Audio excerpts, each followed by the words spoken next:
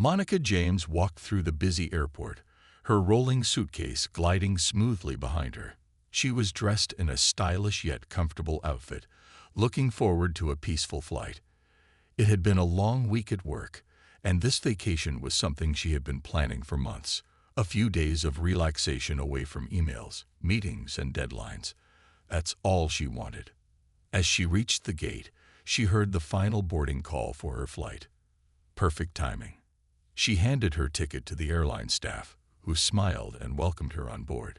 Walking through the jet bridge, she took a deep breath, already feeling lighter. Stepping into the plane, Monica felt a sense of satisfaction as she turned toward the first-class cabin. She had worked hard to afford little luxuries like this. First-class travel wasn't just about comfort. It was about rewarding herself for years of dedication. She found her seat, 3A, near the window. The seat was wide and plush, with plenty of legroom. A flight attendant smiled at her and offered a welcome drink. She politely declined, wanting to settle in first. Monica placed her handbag under the seat and adjusted her neck pillow. Just as she was getting comfortable, she noticed other passengers filling the cabin. Some were business travelers, others were couples or families heading on vacation. A man in a suit was already typing away on his laptop, lost in his work. Everything seemed normal, until she heard a loud voice from the aisle. A middle-aged woman with short blonde hair and an expensive-looking handbag stood a few rows ahead, looking around with an annoyed expression. She seemed frustrated as she checked her ticket again. A man, most likely her husband, stood beside her, looking less concerned. Then, the woman's eyes landed on Monica. She marched forward, stopping right in front of Monica's seat. "Excuse me," she said, her tone sharp. "I think you're in my seat." Monica blinked and looked up, confused. "This is seat 3A, she replied calmly, tapping her ticket. "I'm pretty sure this is mine." The woman scoffed and shook her head. "No, that's not possible. My husband and I booked first-class seats together." She turned to the flight attendant, waving her ticket. There must be some mistake. Monica remained composed, but she could feel other passengers watching. The flight attendant stepped forward, taking the woman's ticket and checking the details. A moment later, she gave a polite but firm smile. "Ma'am, your seats are actually 4A and 4B, right behind this one." The woman's expression tightened. She glanced at Monica again, as if expecting her to move anyway. But Monica didn't budge. Instead, she folded her arms and waited. The husband placed a hand on his wife's arm. "Honey, let's just go to our seats." But the woman wasn't ready to let it go just yet. And Monica could tell. This flight was about to get interesting. The woman, still standing in the aisle, let out an annoyed sigh. She looked at the flight attendant again, shaking her head in disbelief. "Are you sure? Can you check again? This doesn't make sense," she insisted, her voice growing sharper. The flight attendant remained patient and professional. "Yes, ma'am. Your assigned seats are in the row behind this one, 4A and 4B, she repeated. Monica sat quietly, watching the situation unfold. She had seen people get frustrated over seat mix-ups before, but something about this woman's attitude felt different.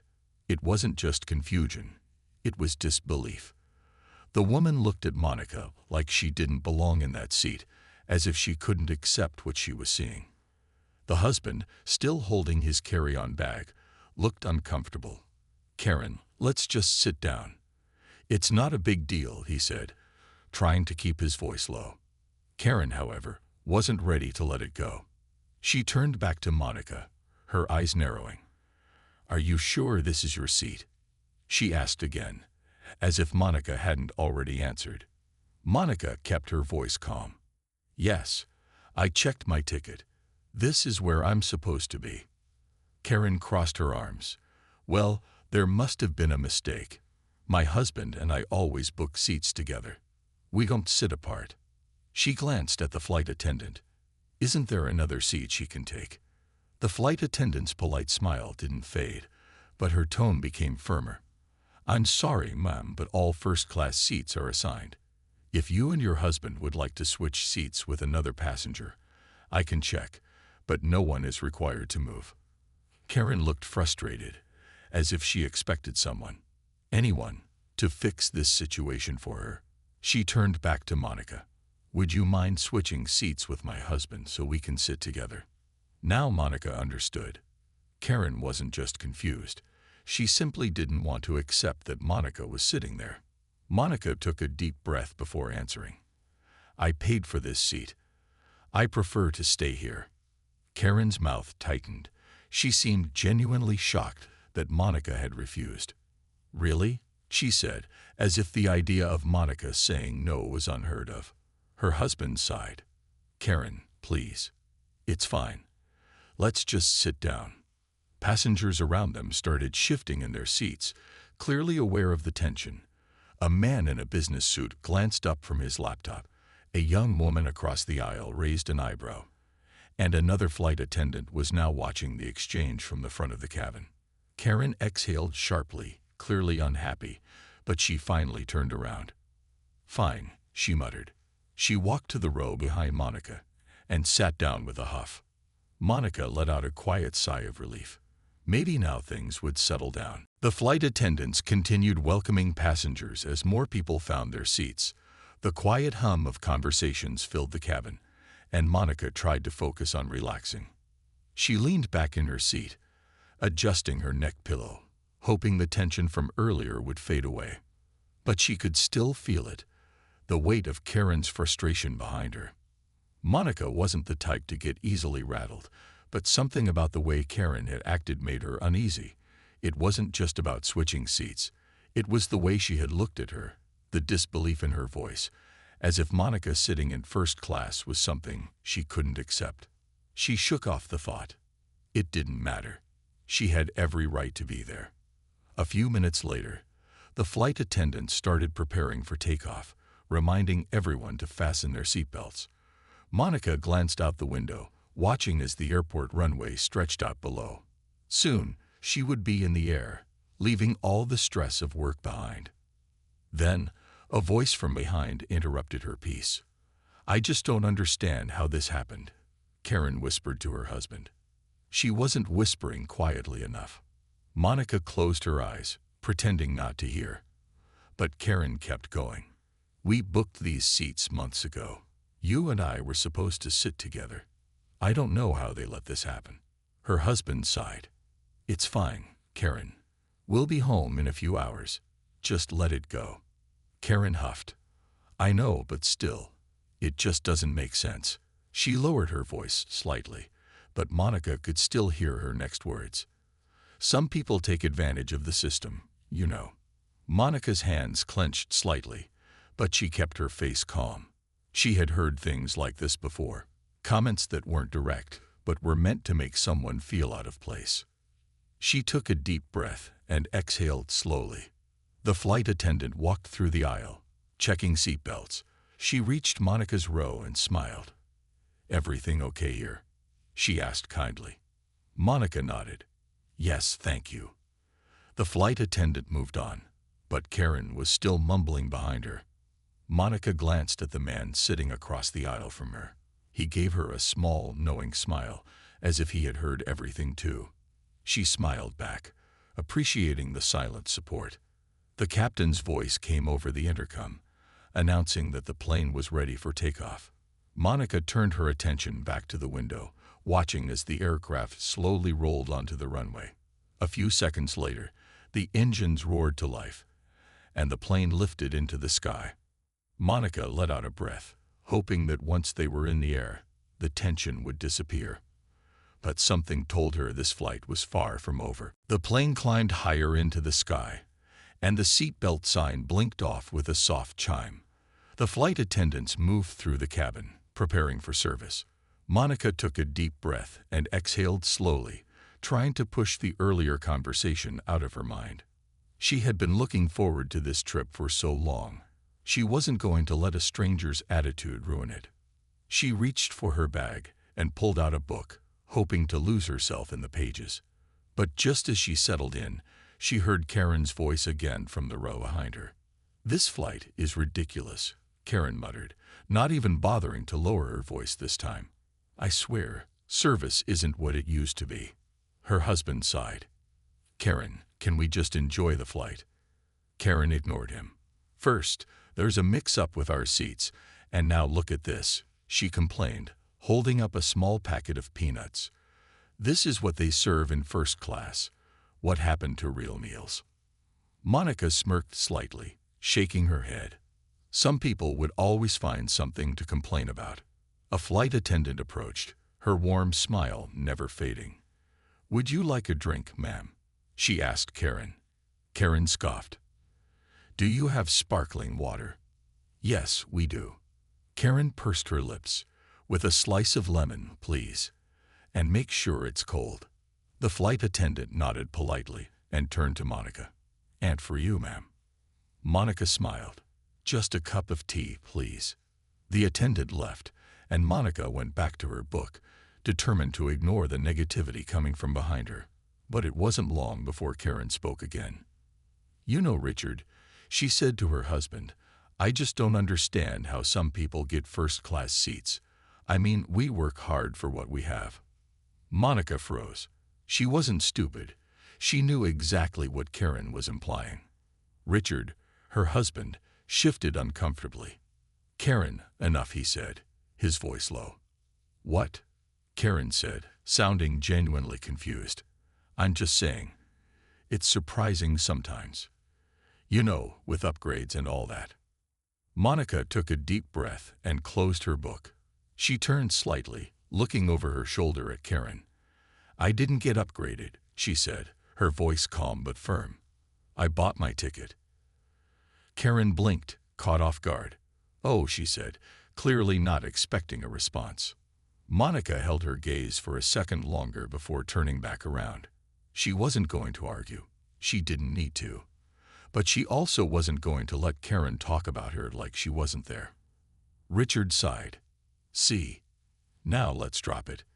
Karen didn't say anything for a few moments, but Monica could feel her still stewing in silence.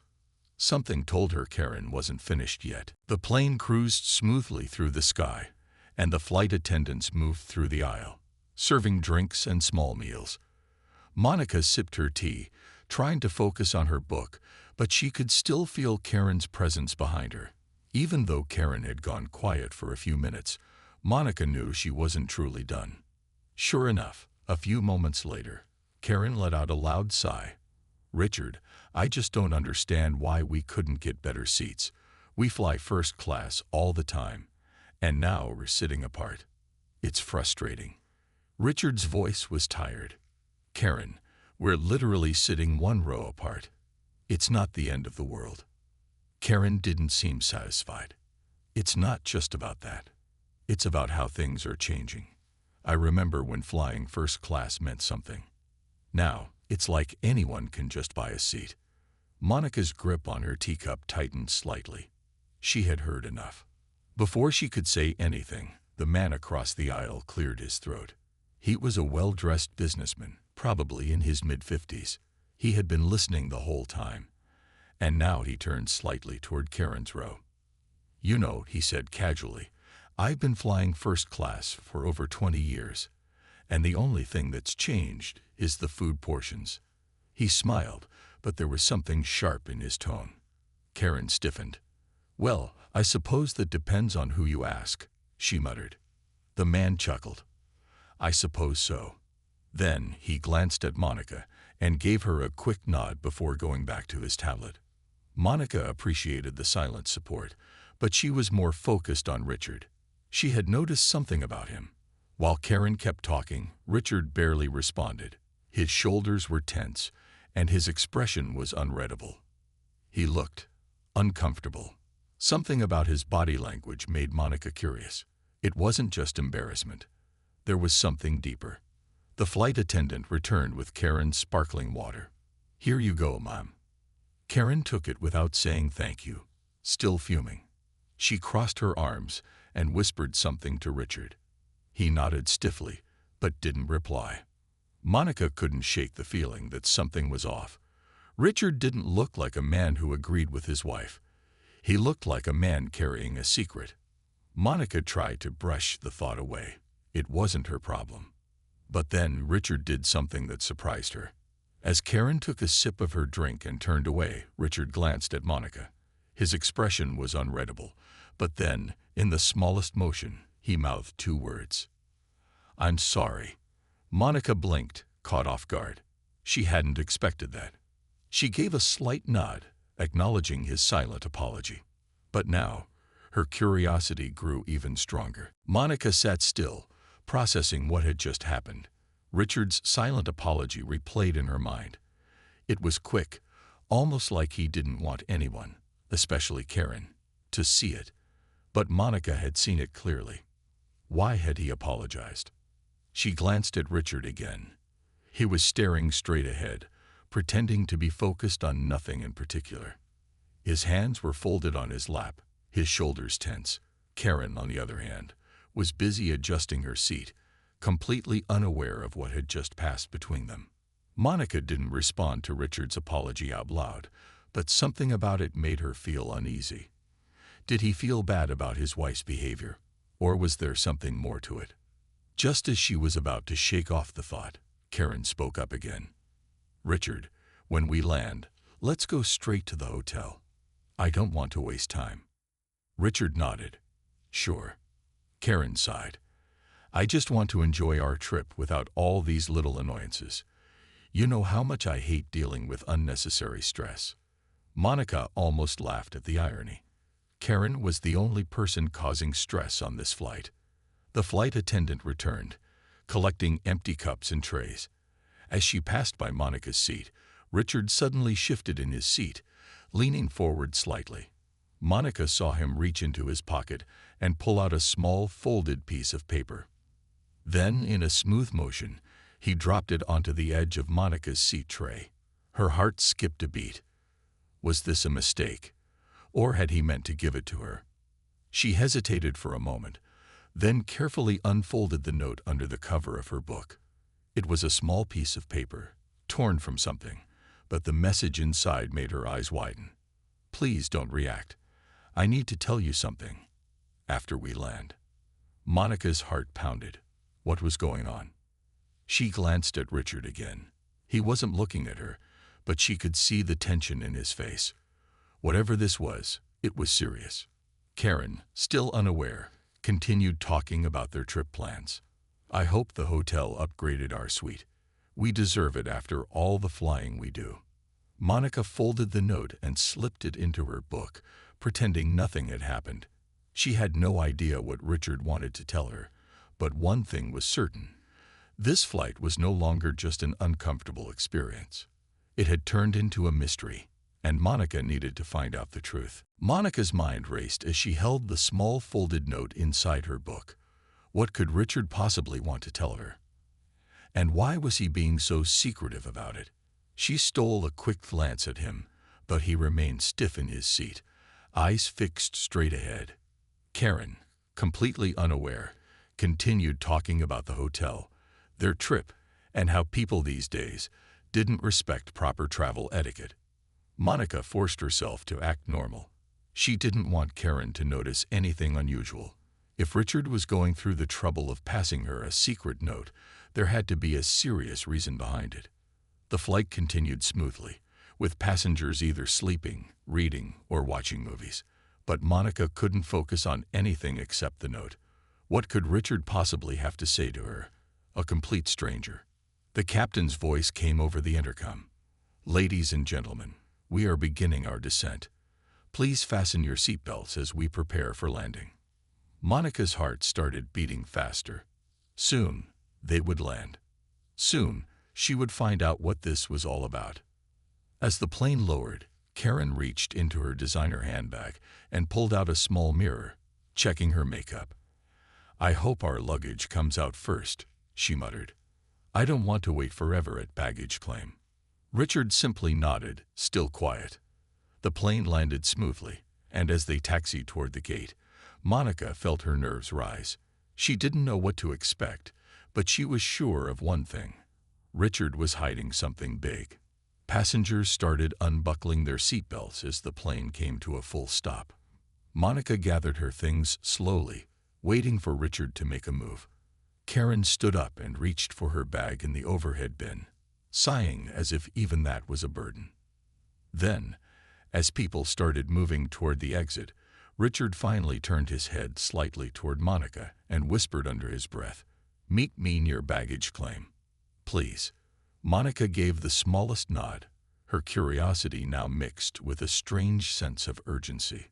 She exited the plane behind them, feeling as if she had just stepped into the middle of a story she didn't fully understand.